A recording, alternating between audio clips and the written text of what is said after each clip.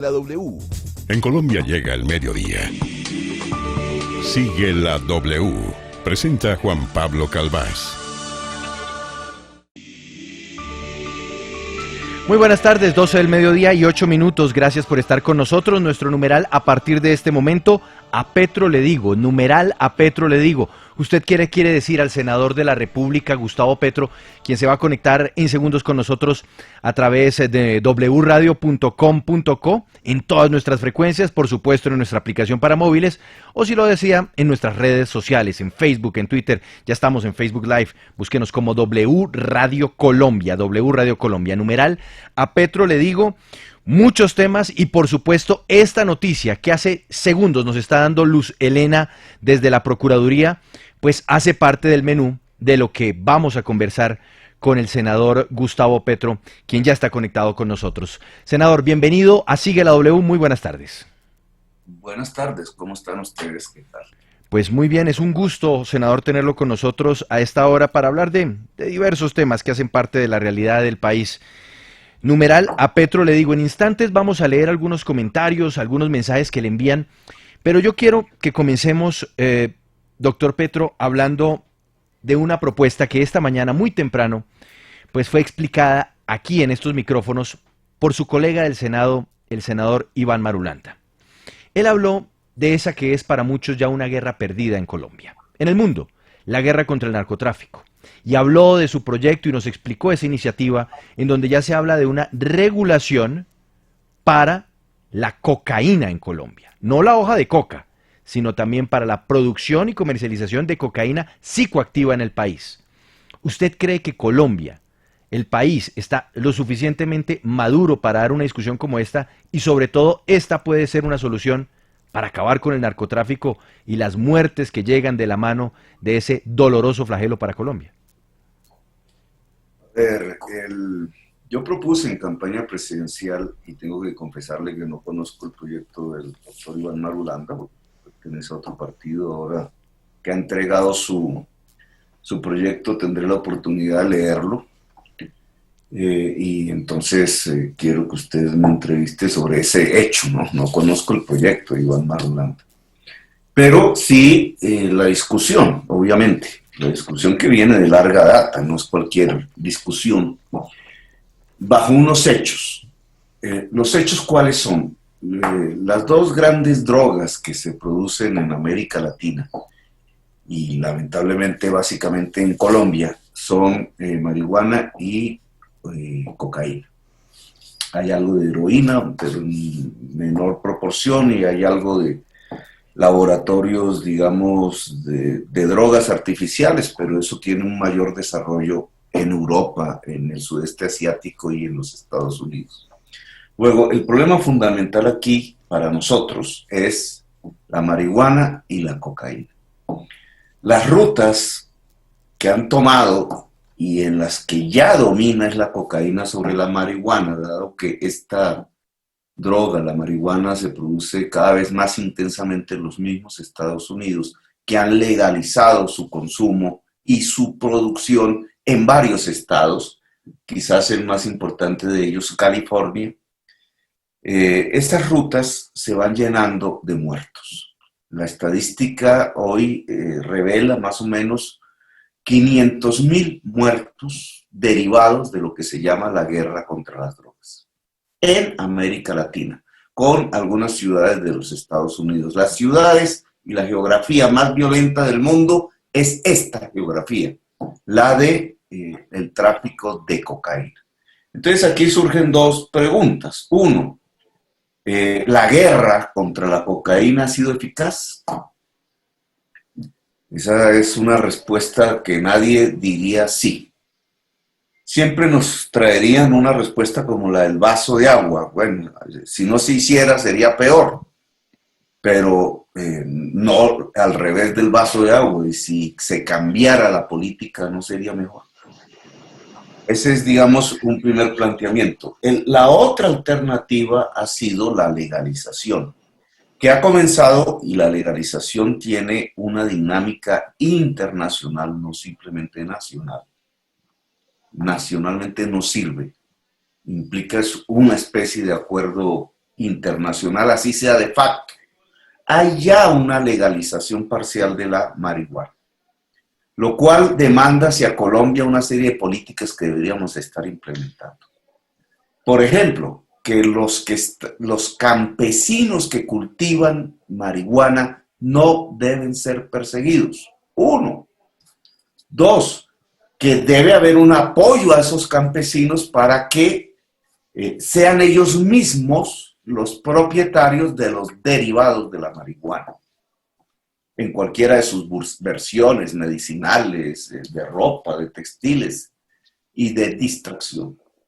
Lo que está aconteciendo en Colombia es que a esos campesinos los están desplazando a través de unas licencias que entrega el gobierno, unas multinacionales y algunos, parece, grandes empresarios del país. Eso está produciendo violencia.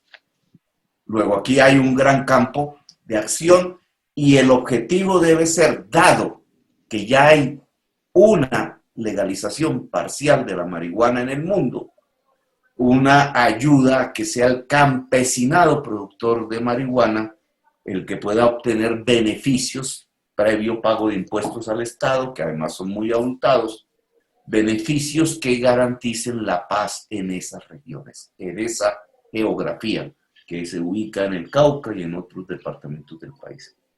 Ahora, su pregunta versa sobre la cocaína. La cocaína tiene una restricción aún mayor en el mundo.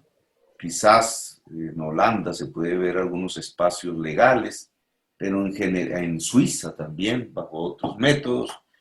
En realidad, lo que se ha avanzado en el mundo alrededor de estas drogas y drogas más duras, que no son pues de nuestra incumbencia en Colombia, es la política de mitigación del daño, que es la que yo defendí públicamente siendo alcalde. Mitigación del daño no es legalizar esa droga hasta que no se logre algún acuerdo internacional, sino es exactamente disminuir los daños que ocasiona tanto el individuo como socialmente. Senador, pero en ese orden de ideas, ¿usted cree que el Estado está perdiendo esa lucha contra el narcotráfico, específicamente en aquellas regiones donde se está presentando muchos cultivos de coca? Estamos hablando del Cauca, norte de Santander, donde la presencia del Estado parece insuficiente. Es una política fracasada hace tiempos y que hemos pagado. Ese fracaso se paga en envenenamiento de aguas, envenenamiento de gentes y muertos. Y pérdida de control democrático del territorio, que es lo que usted está viendo hoy con las masacres que transmite pues, a través de su medio. Esa guerra está perdida porque es que no debió haber guerra. Eso es, digamos, la concepción de la política antinarcóticos está profundamente errada y la cuna de ese error está en los Estados Unidos. En los Estados Unidos, porque por influencias religiosas, etcétera, propias de esa sociedad, se pensó que lo que había que hacer era prohibir y por prohibir, entonces, agenciar una lucha militar contra el narcotráfico. Todo eso ha sido un fracaso. Sí. En los Estados Unidos, discúlpeme, ese fracaso se mide en que las gentes que tienen adicciones, etcétera, que es una cantidad pues importante de personas, se han trasladado de unas drogas a otras, de la marihuana a la cocaína y de la cocaína a lo que llaman los opiáceos. Los opiáceos están matando más que lo que mataba la cocaína y más que lo que mataba la marihuana. Más o menos 50,000 personas, 60,000 mueren al año por sobredosis. Un completo error, porque una política de disminución del daño debería por lo menos garantizar que esas cifras disminuyan, y eso implica que de drogas duras pueda la sociedad pasar a drogas no duras, llamémoslas así, o sea, menos dañinas, por lo menos desde el punto de vista mortal, y aislar el fenómeno de la sociedad para que no se expanda. En eso, digamos, los centros regulados de consumo de drogas bajo el Estado, que se han hecho en Canadá y en algunas ciudades de Europa, han sido eficaces. Sí. Nosotros Intentamos hacerlo en Bogotá, pero no, el procurador Ordóñez no lo permitió al final. Solo pusimos unos consultorios de ayuda psicológica al adicto, que alcanzó a hacer 65,000 consultas. Pero esto ya es otro tipo de política. No se hace con militares, no se hace con policías, no se hace con venenos, se hace con médicos, con psicólogos, con otro tipo de secciones del Estado, que es la Secretaría de Salud, porque es una política de salud pública, no una política militar. Senador Petro.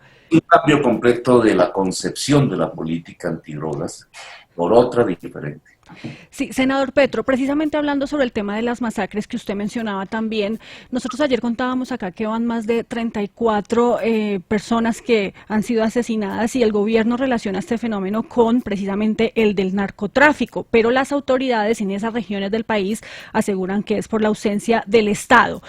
En estas regiones, usted había, por ejemplo en Nariño, usted había advertido la presencia de carteles mexicanos. ¿Qué es lo que usted sabe de eso? ¿Qué pruebas tiene? ¿Y qué es específicamente lo que se había advertido sobre esta presencia en esas regiones del país? La prueba que yo tengo es, porque yo hice esa afirmación en el año 2018, en medio de la campaña presidencial. Y las pruebas sobre qué me basé, pues en investigación tanto judicial, la Fiscalía General de la Nación bajo Néstor Humberto Martínez, en el año 2017, es decir, previo a lo que yo dije, ya había mandado una especie de comunicado a instancias gubernamentales precisamente diciendo que en varias regiones del país, pero nombró explícitamente a Samaniego como uno de los municipios, estaban siendo ya controlados por carteles mexicanos de la droga, que tienen diversos nombres: Sinaloa, Jalisco, Nueva Generación, etc. Eso ya lo había dicho la Fiscalía en el año 2017. El gobierno no prestó atención, como hasta la fecha no ha prestado atención, ya pasados 3 años. Ya otros informes más de tipo académico, unos libros que leí sobre el narcotráfico, ya hablaban de las transacciones entre el paramilitarismo viejo, que yo venía denunciando, pero allá en el año 2007-2008, habían logrado acuerdos con carteles mexicanos, dada la facilidad que tenían los carteles mexicanos de entrar la droga a Estados Unidos vía inmigrantes, los huecos que llaman allá, los túneles, y ubicarse en ciudades de los Estados Unidos, no porque los inmigrantes sean todos narcotraficantes, sino porque usan el éxodo, como bien lo dijo el Papa Francisco, usan el éxodo para nuevas esclavitudes, la prostitución, etcétera. Una de esas nuevas esclavitudes es llevar la droga. Si no la llevan, pues matan los familiares, etcétera. Unos niveles de barbarie inmensos. En México, que estudiaron, digamos, que heredaron de Colombia, pero que ahora también se nos revierten hacia nuestro propio territorio colombiano. Ese estilo de masacre, con degollamientos, con decapitaciones, que los paramilitares manejaron ya, pero de una manera un poco restringida, sí. Ahora son el uso general en medio de las masacres, y esa es la marca de los carteles mexicanos, que pues tienen unos nombres concretos que hay que aprender a manejar para no estigmatizar pues una nación y un pueblo, como sucedía con Medellín y con Cali antes. Óigame, senador, perdóneme, porque sí, es que quiero ligarle esta pregunta, un comentario, ya lo he leído de varios tuiteros que escriben con el numeral a Petro le digo, y hacen referencia a este tema de las masacres, y esto que usted nos está contando. Y entonces dice, por ejemplo, numeral a Petro le digo, que el pueblo pone los muertos en las guerras por el control del narcotráfico, auspiciado por el Estado. ¿Hasta dónde el Estado, el gobierno, ha hecho lo posible por evitar esas masacres? Nada, porque es que una de las consecuencias más dañinas, yo creo que la más dañina de todas, de esta concepción que estamos aquí criticando, que es lo que se llama la guerra contra las drogas, y que proviene de Estados Unidos, que es militarizar la lucha, la prohibición y la militarización de la lucha contra carteles del narcotráfico, fracasada, la peor consecuencia de ellas es que el narcotráfico penetra su enemigo entre comillas, el Estado. Llevo una década hablando de ese tema, ya hasta se burlan de mí por ello, pero esa es la forma de defenderse desde el lado del narcotráfico de una lucha militar contra él. Entonces el narcotráfico se militariza también. Usted ha visto las fotos de los ejércitos privados en México, pues nada diferente, lo que pasa es que se visten ya con el ropaje del ejército de Estados Unidos y tienen armamento pesado para llevar la guerra a la ciudad. Eso no alcanzamos a verlo sino realmente en Medellín, y de una menor magnitud, y no... Pero venga, pero senador, es que sobre eso yo quisiera... Déjame contestar un momento. Sí, pero es que yo creo que lo que le quiero decir le sirve también para redondear la idea, porque uno ve muchos comentarios que dicen, es que esto es culpa de Duque, es que esto es culpa de Uribe, es que esto es culpa del gobierno. ¿Las masacres son culpa del gobierno? Voy para allá. Bueno, usted ve que un efecto de esa estrategia es la militarización del narcotráfico. En Colombia eso se llamó paramilitarismo. Ejércitos privados muy bien armados y con capacidad de desatar barbarie sobre la población. En México y en Colombia están extendiéndose. Ahora, no solamente esa es la consecuencia. La consecuencia peor de esta estrategia fracasada es que el narcotráfico se come el Estado. Cuando yo digo se come el Estado, es que se come, digamos, que coopta, pone bajo su nómina funcionarios del Estado. Esos funcionarios pueden ser militares, pueden ser policías, y de esa manera mitiga el efecto de una guerra contra él. Se compra secciones del ejército y secciones de la policía, lo que le pongan al frente, desde el punto de vista militar, pero va más allá. Se compra el poder político. Y en Colombia es más fácil comprarse el poder político incluso que en México. Porque en Colombia ya había un tráfico de votos, de compra de votos de antes, de décadas. La gente piensa que eso es normal, que eso no es un delito, vender su voto. Obviamente el que vende voto en general es muy humilde, muy con necesidades. Pero esos compradores de votos necesitan dinero que venía de la corrupción y que ahora encuentran más fácilmente pues con los jefes del narcotráfico, con la banda del narcotráfico del lugar. Y compran votos así, y así se compran la política. Entonces, usted me dice, ¿el Estado es culpable de las masacres? Sí y no. Como Estado, no. Como secciones del Estado, sí. Pero puntualmente, senador, Iván Duque, Álvaro Uribe, ¿son culpables de estas masacres? Cuando un señor como Iván Duque se abraza con un narcotraficante como el Ñeñe, es culpable. Claro, no, pero obviamente hay que marcar diferencia, porque es que pues una cosa es el Cauca, otra cosa es Nariño, una cosa es lo que vimos en Samaniego, lo que vimos en Leiva. ¿Hasta dónde uno puede, también se puede ser un poco ligero a la hora de hacer una afirmación de este tipo? No, señor, porque el Ñeñe estaba planificando matar trabajadores mineros del carbón simplemente porque votaron por mí. Y la organización a la que pertenece el Ñeñe no es que estaba planificando, es que ya mató. O si no, pues mire las masacres en La Guajira y en el Cesar. En el Cesar acaban de descubrir un cementerio, digamos, no me acuerdo qué estaban haciendo, una carretera, algo, y lo que descubren es un cementerio clandestino, una fosa común. Y eso no solamente es Sucre, eso también es Sucre, los Montes de María, todo el mapa del paramilitarismo en el Caribe. Pues, ¿quiénes son los dueños del paramilitarismo en el Caribe? Los personajes como el Ñeñe. Si vamos a Córdoba, no, pero no me interrumpa, si vamos a Córdoba, usted tiene un personaje como Mancuso. Mancuso acaba de Senador, es que quiero preguntarle justamente, si usted me permite, quiero preguntarle sobre el tema de Mancuso. No es para interrumpirlo, sino para seguir el hilo de esta conversación que están muy pendientes en Facebook Live. Quiero preguntarle por el tema Mancuso, ya que usted hace un recuento de toda la violencia paramilitar y las verdades que se llevaría entonces el ex jefe paramilitar Salvatore Mancuso a Italia, ya que Estados Unidos dio la orden de la deportación a este país.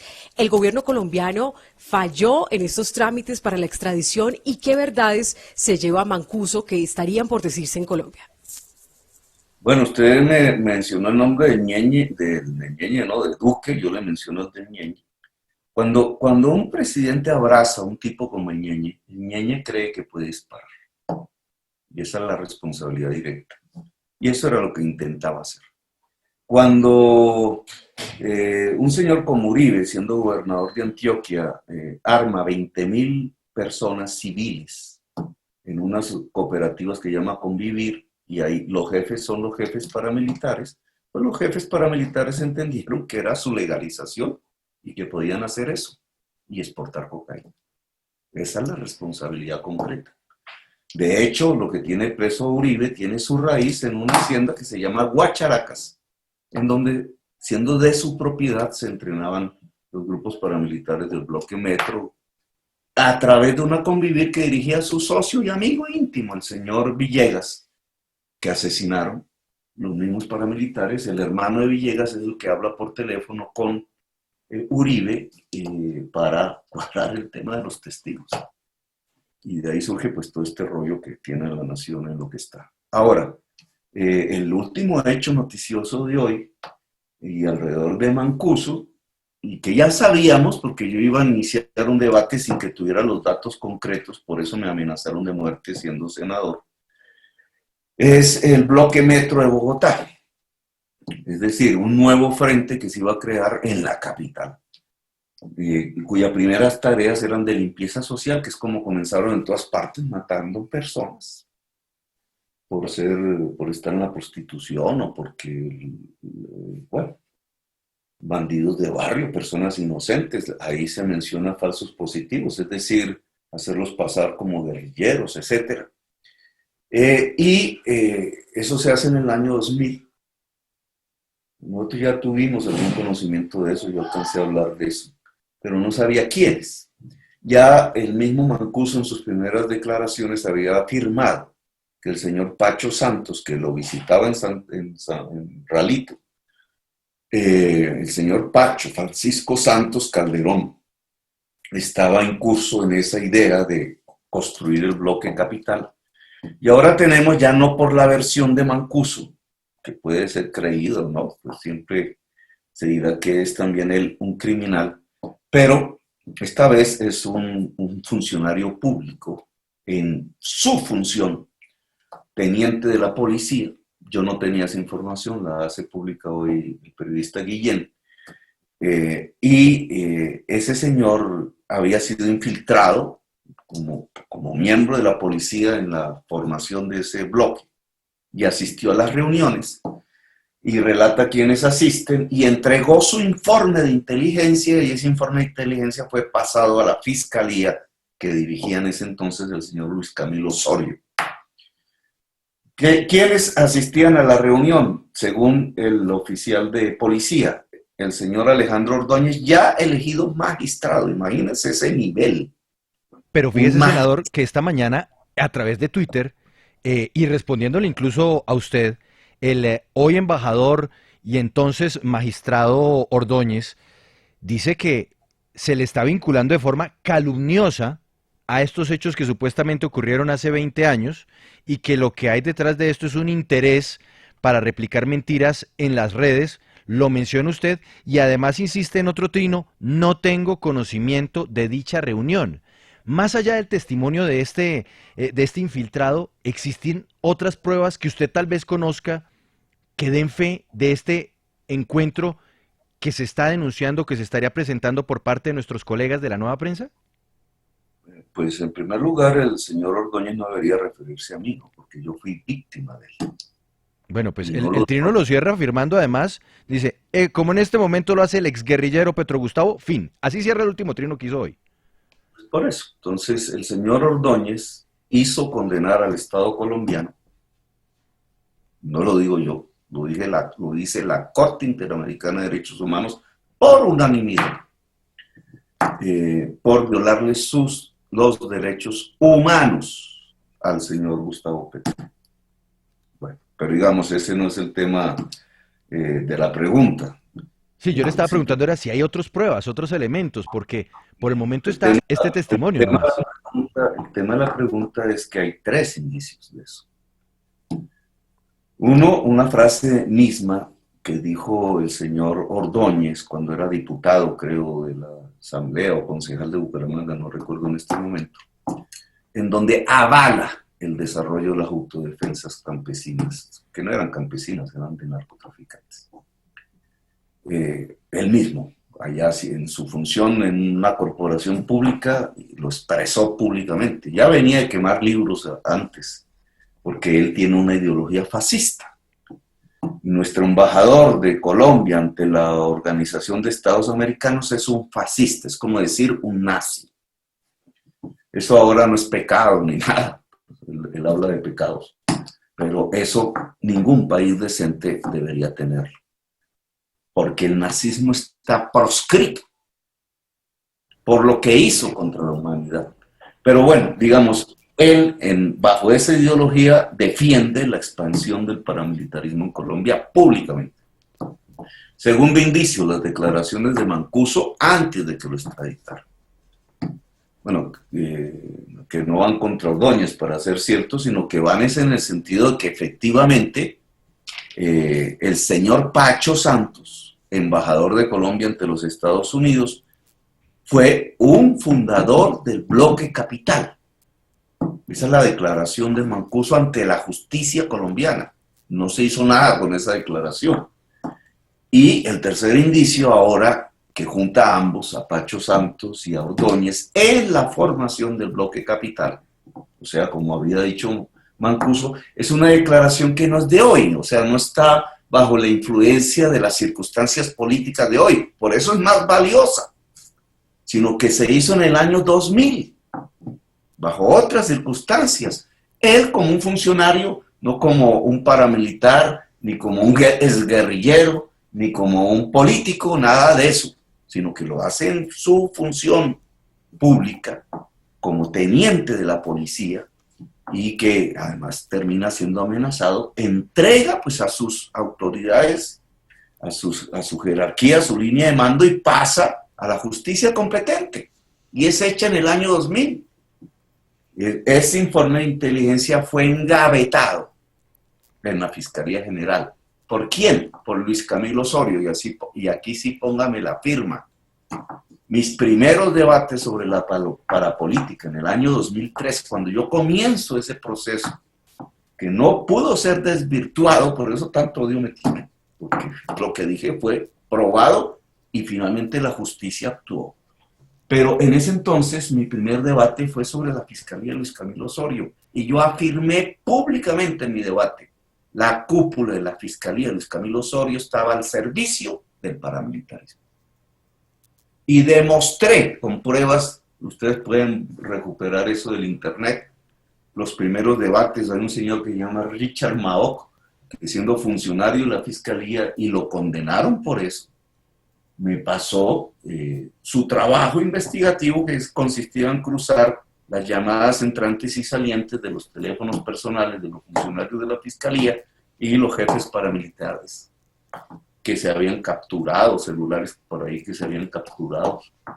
Y ese cruzo dio 140 funcionarios de la Fiscalía sirviéndole al paramilitarismo. Yo descubrí eso. Y el señor Luis Camilo Osorio después fue acusado en las confesiones que los paramilitares hicieron. Efectivamente, le pasaban listados de la Fiscalía al DAS, del señor Narváez, etcétera, que ya también ustedes conocen la historia, que el DAS le pasaba al paramilitarismo para ser fusilados, muertos, asesinados. Bueno, ese señor Luis Camilo Osorio fue el que recibió el informe de inteligencia del teniente de la policía Julio César Bustamante, creo que se llama, en el año 2000. Y ahí dice que el señor Alejandro Ordóñez, ya siendo magistrado, nominado, y el señor Pacho Santos, y el señor Mayor Maldonado, que fue el que ordenó el asesinato del congresista Wilson Borja, y el señor Jesús de no sé qué Narváez, que fue el que ordenó el asesinato de Jaime Garzón. Se reunían y otros que ahí menciona, para configurar el primer bloque paramilitar en Bogotá, cuya primera tarea era matar ladrones y hacer limpieza que llaman social, entre comillas, que no es más sino una actitud fascista, y hacer pasar a estas personas que iban a asesinar como guerrilleros. Sí, senador, permítame insistirle sobre el tema de Mancuso y pues ya esta decisión que finalmente pues termina en que Estados Unidos decide enviarlo a Italia y no a Colombia. Se habla de 4 y hasta 5 errores que cometió el gobierno nacional y que por eso se toma esta decisión por parte de Estados Unidos. Pero ¿quién debe asumir entonces la responsabilidad política? Usted como líder de la oposición va a pedir a la renuncia de alguno de los funcionarios que pudo haber cometido estos errores. La ministra de Justicia, pues ya sabemos que estaba dedicada en su campaña a la Procuraduría. ¿La canciller o quién fue el responsable de que esto pasara y que se cometieran estos errores para que finalmente Salvatore Mancuso no venga a Colombia? Primero, déjame terminar brevemente, porque todo el ciclo, la pregunta era, ¿el Estado es responsable de las masacres? Yo dije, no en general, porque el Estado, pues es mucha gente que no está metida en eso, y sí en particular. Y aquí, en este caso, Mancuso, que usted me pregunta, hay una demostración. Les dije que esa lucha fracasada de guerra militar contra el narcotráfico, lo que hacía era que el narcotráfico se tomara el Estado y la política. Y en un caso concreto, la formación del bloque capital, donde al parecer está metido el señor Ordóñez, magistrado, después procurador y hoy embajador ante la OEA, el señor Pacho Santos, periodista político del Centro Democrático, vicepresidente de la República y ahora embajador ante los Estados Unidos. ¿Qué significa eso? Porque ¿quién es Mancuso? El que se reúne con ellos, con Ordóñez y con Pacho Santos para formar ese bloque central y que dicen que se reúne en el Nogal con muchísimas figuras altísimas del Estado colombiano. ¿Quién es Mancuso? Pues un narcotraficante de cocaína, de los más grandes que hubo en su momento. Se puso preso en Estados Unidos por narcotráfico, no por más. Pues bueno, ahí tienen una visión de cómo el narcotráfico coopta al Estado. Lo hizo a través del paramilitarismo. ¿Cuál era el móvil total? Pues no ganarle la guerra al comunismo, como se creen los uribistas. Un comunismo que además en Colombia siempre ha sido pequeño y marginal, no señores. Fue para exportar cocaína, con la ayuda del Estado. Y para hacer eso hay que matar mucha gente. Mataron 90,000 personas y llenaron el país de fosas comunes. De donde es Mancuso, que es mi departamento, Córdoba, porque tenemos hasta casi los mismos orígenes que forjaron el departamento de Córdoba, las migraciones, etcétera, y la sangre sanú, etcétera, pues ahí ese departamento está lleno de fosas comunes. Ahora, el señor Mancuso, por ese mismo hecho, no es solamente un narcotraficante, es un criminal contra la humanidad. Cometió crímenes contra la humanidad. ¿Y eso qué provoca? Provoca que como es en alianza con el poder político colombiano, en secciones, con personajes con nombre propio, por lo menos aquí se habla de Ordóñez y de Pacho Santos, ustedes saben que hay otros nombres, y del departamento de Córdoba más, y no solamente políticos, sino empresarios muy importantes. El señor Mancuso dice que los propietarios de Postobón le pagaban. Los propietarios de Postobón son dueños de un canal de televisión, imagínense en qué estamos. Pues bien, ese señor Mancuso, si dice todo eso en Colombia, que le serviría a él, porque bajo la JEP, y por eso tanto odio a la Justicia Especial para la Paz, pues tendría 8 años de cárcel en algún lugar a cambio de toda esa verdad. Pero toda esa verdad no la quieren aquí. ¿Por qué? Porque se decae el poder. Se cae un sector que hay en el poder, del proyecto uribista, con sus amigos empresariales, etc. Se cae. Pero Entonces, hablando de ese sector, eso lo dejan salir a Italia. El problema, ¿cuál es si llega él a Italia? Como ciudadano italiano que es. Yo quiero aquí decirles que yo también soy ciudadano italiano. El hecho de que él llegue a Italia no lo hace inmune a la justicia penal internacional. Cualquier juez europeo en cualquier parte de Europa, como debió haberlo hecho cualquier juez colombiano, pero aquí cualquier juez colombiano estaba bajo la sierra eléctrica. Cualquier juez europeo puede procesarlo por crímenes contra la humanidad. Y ya no son 8 años, ya es cadena perpetua. Y las pruebas están así por un montón, hay como 30.000 víctimas de Mancuso. Senador. Y él tendrá que confesar allá, es la idea. Porque su confesión podría paliar, digamos, su condena. Yo no sé si los abogados de Mancuso le mostraron estas posibilidades en su existencia, porque lo primero que debía haber hecho Mancuso y su familia era venir a Colombia y someterse a la JEP. Creo que él lo pidió. Aquí ha habido gente que eran sus aliados, que le han impedido ese camino y lo están llevando a Italia. No creo que Mancuso sea tan tonto como para no saber lo que le va a pasar en Italia. No va a ser sentarse en una playa o irse a la isla Capri. Senador, Y allá en Italia lo pueden juzgar como criminal de guerra que es.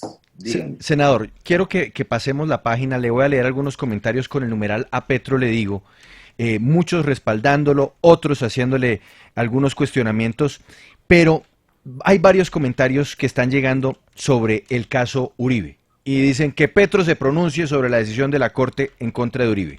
Yo quiero, antes de irnos a esa página de lo que nos están señalando a través de Twitter con el numeral A Petro le digo, irme con la última noticia que salió respecto a ese caso y nos la dio Luz Helena hace un instante desde la Procuraduría. El mensaje, el concepto que emite la Procuraduría General de la Nación sobre el futuro del expediente Álvaro Uribe es el siguiente: la Corte Suprema perdió la competencia y debe remitir a la Fiscalía el proceso contra el exsenador Álvaro Uribe Vélez. ¿Cómo recibe usted esta noticia desde la Procuraduría, en donde dicen que ya la Corte perdió la competencia en la investigación que se adelantaba en los casos de presunto soborno, en la actuación penal y fraude procesal? Que es la Corte Suprema la que decide, que la Procuraduría es un órgano administrativo político. De paso, si sale elegida la señora Cabello, pues la señora Cabello debe explicar, porque ella es de el círculo íntimo de Ordóñez. Entonces, una de las cosas primeras que trabajó para él y estuvo en la sala disciplinaria, que además es la que quedó incursa en esta violación de derechos humanos que dictamina la sentencia de la Corte Interamericana. Ella debería explicar, digamos, si Ordóñez entra también a la Procuraduría o si va a ser un corte con la terrible época de un Ordóñez procurador. Pero ese es un órgano político administrativo, el que toma la decisión, la persona, digamos, la entidad competente para dirimir pues el caso Uribe es la Corte Suprema de Justicia, así que hay que esperar su pronunciamiento. Pero ¿siente usted que esta posición de la Procuraduría le hace sentar entonces es una posición política antes que una posición jurídica? Yo lo que he dicho, dada mi valoración política de Uribe, que es de público conocimiento y no he ocultado jamás, es que no quiero incidir en las decisiones de la Corte Suprema, por obvias razones. Ya no estamos hablando aquí de un debate político, estamos hablando de unas decisiones judiciales que en un país decente deben tomarse en absoluta tranquilidad y sin presiones por el juez, si estuviéramos en un Estado social de derecho. Y lo que yo he convocado es a proteger a ese juez. ¿De qué? Pues de una campaña política para destruirlo. Integral. Que está en los medios, que está en la calle, que está en todas las apreciaciones de los dirigentes del uribismo que están clamando por destruir la Corte Suprema de Justicia y la JEP. Ahora van 2 cortes. Esa es la destrucción de la democracia. ¿Ustedes hablan de democracia? Pues una democracia es donde el que ejerce el poder ejecutivo y los que ejercemos el poder legislativo respetamos al juez. Sí. Senador, permítame preguntarle y ahondar un poco más en el caso del expresidente Álvaro Uribe Vélez ante la Corte Suprema de Justicia. Y es que se abre, digamos que también otra línea que parte a partir de una denuncia que ya incluso radicó el exfiscal Eduardo Montealegre ante la Corte Suprema de Justicia por su presunta participación en los delitos de la masacre del Aro y La Granja en 1996 y 1997. Digamos que aparte de esta denuncia también está llamado a una versión libre el expresidente Uribe ante la Corte en su condición de exgobernador de Antioquia. ¿Qué pasa entonces con esta verdad de estas masacres y por qué entonces llaman a esta versión libre a Álvaro Uribe Vélez? Según sus investigaciones, ¿él tiene que ver de qué manera o no en estas masacres? El papel de Uribe en el paramilitarismo, que no es por lo cual se le juzga, o Uribe se le juzga es por compra de testigos, algo así, contra Cepeda. ¿Y Cepeda? ¿Y por qué contra Cepeda? Porque Cepeda continuó una investigación a profundidad sobre la hacienda Huacharacas, desde donde nace todo este tema, que ya había narrado yo anteriormente. Yo la puse en mi debate y la hice pública en mi debate sobre el paramilitarismo de Antioquia, año 2007, que le costó el exilio a mi familia, y donde comenzaron las intercepciones del DAS contra mí, por lo cual también ha sido condenado el Estado. Entonces, no estoy hablando aquí de rumores ni nada, estoy hablando de hechos probados, digamos, por la justicia y en última instancia. El papel, y en ese debate sobre el paramilitarismo de Antioquia hice región por región antioqueña. El Urabá, el suroccidente, el nororiente, esta región que es la que cae hacia el Magdalena Medio por ser el municipio de San Roque, como los grupos de limpieza social que eran financiados por terratenientes y comerciantes de los pueblos, iniciaron, digamos, las primeras jornadas de un paramilitarismo que fue legalizado a partir de las Convivir por decretos del gobierno nacional, que era César Gaviria y Samper, y aplicado casi en la única región donde se aplicó, en el departamento de Antioquia, que llegó a tener 20.000 hombres armados por el gobernador Uribe Vélez. Yo mostré allí cómo las jefaturas de esas Convivir eran las mismas jefaturas de los bloques paramilitares, con nombre propio. Ya lo mostré con los documentos de las fundaciones de las Convivir y los decretos de su existencia. 38% de los mandos de las Convivir eran mandos paramilitares. Y por tanto, lo que hizo Uribe fue extender el paramilitarismo en el departamento de Antioquia y llegó al departamento de Sucre en manos de Pedro Juan Moreno, un familiar de la actual senadora Guerra de las Priellas, y unos mafiosos. Bueno, esa es la historia, antes de que me interrumpas. Sí. Esa es la historia del papel de Uribe en ese paramilitarismo. Uno de esos bloques hizo la masacre del Aro. Allí uno de los integrantes que fue condenado por la justicia me llamó desde la cárcel. Ahora Villalba se llamaba él. Me llamó a un celular como este. Francisco Villalba.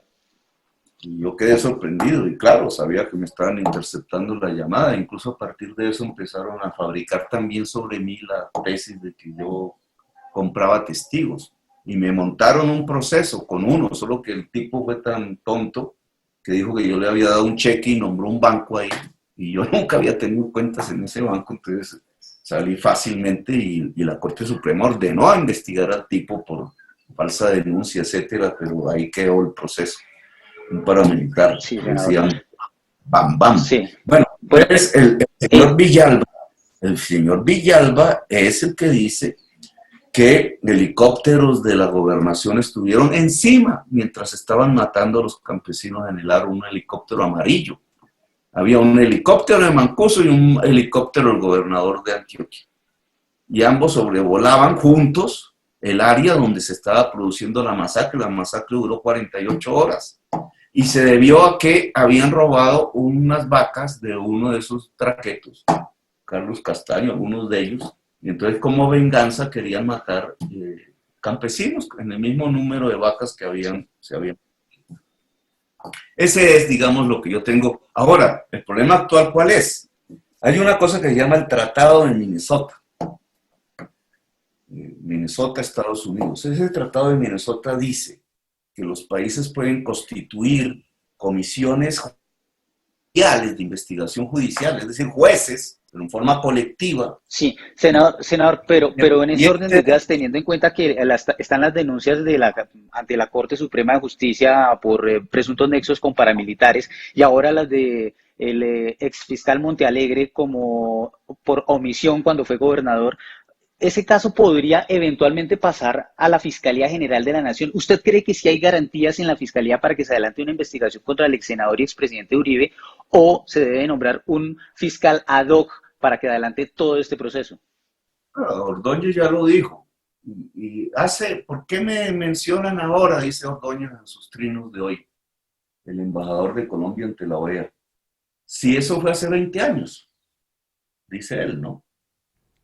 No, pues claro, ¿qué fue lo que pasó? Que durante 20 años el informe de inteligencia del senador Bustamante, el teniente de policía, quedó guardadito. Y nunca lo movieron. ¿Quiénes? Pues los amigos de los que iban a las reuniones, que eran fiscales. Y entonces el señor Luis Camilo Osorio fue el primero en que lo engabotó. Bueno, 20 años en la fiscalía. Y quedó en la impunidad la formación del bloque capital de los paramilitares en la ciudad de Bogotá. ¿Por qué? Porque quienes participaron allí eran gente de bien, que llaman, la gente del poder, al lado de Mancuso. Mancuso sí se lo tiran, porque ¿quién es Mancuso? Pues el hijo de un señor que tenía un taller de mecánica en Montería. Claro, se volvió riquísimo traqueteando, pero Mancuso no es. ¿Quién? A él, que le pase lo peor. Le iban a matar hasta el hijo, para que no hablara. No, pero cuando se vincula a los dueños del poder en Colombia, porque Colombia no es una democracia. Si Colombia fuera una democracia, los dueños del poder serían la ciudadanía. No, aquí hay unos, el traqueto, el banquero y el latifundista. Esos dueños del poder son los que hacen que no haya investigación, porque la fiscalía la maneja la presidencia de la República y ellos tienen el presidente. No han tenido todos estos tiempos. Por eso hay una impunidad. Por eso en la fiscalía independiente de miles de funcionarios honestos que hay ahí, que arriesgan su vida, hay asociaciones para delinquir que tienen control sobre los procesos del poder, no sobre el proceso del señor que se robó un pan, sino sobre los procesos del poder. Y eso es lo que pasa en la Fiscalía. La Corte Suprema, varias veces en la historia de Colombia, ha intentado ser un órgano judicial independiente. Cuando iba a procesar a la cúpula militar por torturas a 10,000 personas, sí, allá en el 95, ya saben qué pasó. Cuando empezó el proceso de la parapolítica y se llevó el 35% del Senado a la cárcel, ya sabe qué les pasó a esos magistrados. Y ahora cuando decide poner bajo medida de aseguramiento al señor Uribe, incluso por el hecho de menor importancia de los que se sindican a Uribe, pues mire lo que le está pasando. Un cerco mediático, periodístico y político para destruirla. Quieren destruir 3 veces la Corte Suprema de Justicia. Cada vez que investiga el poder. La esencia misma del poder en Colombia. Pero, senador, bueno, puntualizando la pregunta de Mauricio, senador, ¿debe haber un fiscal ad hoc para investigar el caso Álvaro Uribe? Pues si usted me deja terminar el tema del Tratado de Minnesota. El Tratado de Minnesota, porque fiscal ad hoc es cuando hay un conflicto de interés del fiscal, ¿cierto? Que sucedió con Odebrecht y ayer me estaban procesando. El señor Néstor Humberto Martínez quiere ponerme preso por mi debate sobre Odebrecht, pero digamos, ahí funcionó. Y él, para desactivar la investigación del fiscal ad hoc, renunció a la fiscalía. Y acabó la investigación de Odebrecht, porque nunca más volvió a haber investigación. Claro, la investigación de Odebrecht es otro de esos procesos que va al poder en Colombia. Los jefes del Partido Liberal, de Cambio Radical, de la banca colombiana, pues terminarían en la cárcel. Bueno, entonces voy al tema del Tratado de Minnesota. El Tratado de Minnesota permite a los países formar comisiones judiciales independientes, nacionales y con expertos extranjeros para juzgar determinados crímenes especiales. Yo creo que eso es lo que hay que formar en Colombia. Fue lo que se hizo para Guatemala. Si quieren un ejemplo concreto. Y allá un colombiano dirigió eso, un colombiano de la Corte Suprema de Justicia. Maestro Iván Velázquez, ¿no? Iván Velázquez. Bueno, eso mismo que se hizo en Guatemala se puede hacer en Colombia. ¿Qué crímenes estos? Los de los líderes sociales, que digamos los contemporáneos. ¿Quién tendría que armar esa comisión? Yo pienso que la Corte Suprema de Justicia, porque Duque no lo va a hacer. De hecho, el presidente de Guatemala lo que quiso fue acabarla. Porque allá también, como en Colombia, resulta que están metidos en el mismo negocio. Sacaron a sombrerazos a Iván Velázquez, ¿no? Pero venga, es de la presidencia. Senador, es que nos queda poco tiempo y yo quiero hacerle dos preguntas muy concretas, muy concretas. Y si yo soy presidente de Colombia, periodista, hago esa comisión de una vez. Igualita. Pues es que para allá voy, precisamente hablando de esa aspiración suya a la presidencia. Ya se está hablando de una posible consulta de sectores de centro e izquierda para tener un único candidato con miras a las elecciones de 2022. Si usted no gana esa consulta, usted va a acompañar, respaldar, estar en la tarima con el que sea que gane. Sí, claro, obviamente. Eso lo he dicho desde hace años. Yo la propuse, además.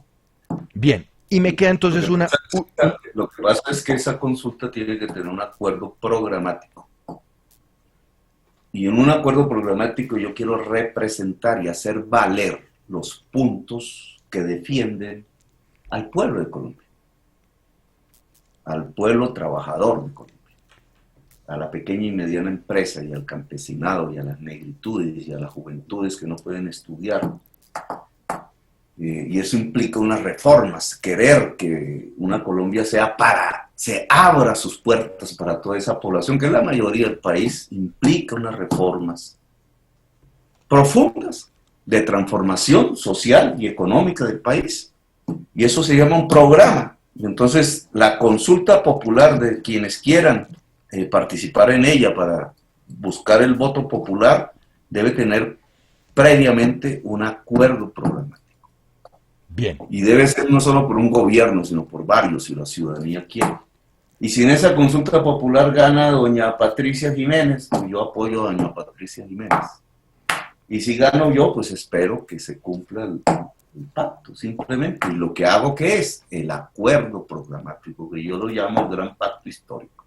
Uno de esos puntos debe ser que una comisión de este estilo, configurada por la Corte Suprema de Justicia, pueda juzgar el asesinato sistemático de líderes sociales y excombatientes, que es lo de hoy, las masacres de hoy, y los crímenes contra la humanidad del pasado. Antes que la Corte Penal Internacional vaya, porque ya quedaría habilitada con lo que está pasando. Sí. Senador. A intervenir en Colombia. Senador, una última pregunta. Yo estoy leyendo los comentarios tanto con el numeral que hemos mencionado desde el comienzo, numeral a Petro le digo, así como los que hacen en el Facebook Live. Y hay otro comentario que se repite mucho y dice que Uribe y usted le hacen daño al país y que es el momento de pasar la página de Uribe y de Petro y que sean otros los que asuman esas batallas para bajarle tanto a la polarización. ¿A usted no le parece que sí hay un desgaste tanto de Uribe como de usted y que lo que han logrado es terminar dividiendo más a los colombianos antes que generar una dinámica en donde todos queramos salir adelante como un país unido? Mire, yo cuando tenía 18 años, que no tenía hacienda, ni era hijo de narcotraficante, ni nada por el estilo, sino hijo del secretario habilitado de la normal de varones de Zipaquirá, y oriundo y de una familia de campesinos. Cuando tenía 18 años, yo, por mis ideas de aquel entonces, decidí que mi papel, no creí que iba a ser todo esto, pero fue mi decisión, era cambiar a Colombia. Y he apoyado a mucha gente en el intento de cambiar a Colombia. Me metí al M-19, arriesgué mi vida, sufrí fríos, etcétera. Estuve preso, me torturaron. Ayudé al M-19 en la constituyente, no fui constituyente, y fui su primer congresista en el 91 con otros y otras. Y descubrí la parapolítica, y me odiaron por descubrir la parapolítica. Yo siempre hago el símil de, estaban en una orgía y yo fui el que llegué y prendí la luz. Entonces todos los que se estaban matando ahí a punta de droga y entre ellos mismos, odiaron al que prendió la luz. Pero prendí la luz. Y he puesto un programa que yo creo realizable, posible, para sacar a Colombia de su violencia, de su improductividad y de su antidemocracia contra el pueblo mismo, por un programa que construya democracia, paz y productividad, y eso sacó 8 millones, dicen. Y de pronto hasta ganó, porque parece que hubo fraude. Y eso es lo que he hecho. Eso es hacerle daño a Colombia. Yo la verdad no creo. Y no me compare con Uribe, porque él viene de otra lógica. Y pueden quitar a Uribe también, y vendrá otro parecido a Uribe, porque esa otra lógica es la lógica del poder. La lógica mía no ha sido sino la lucha popular.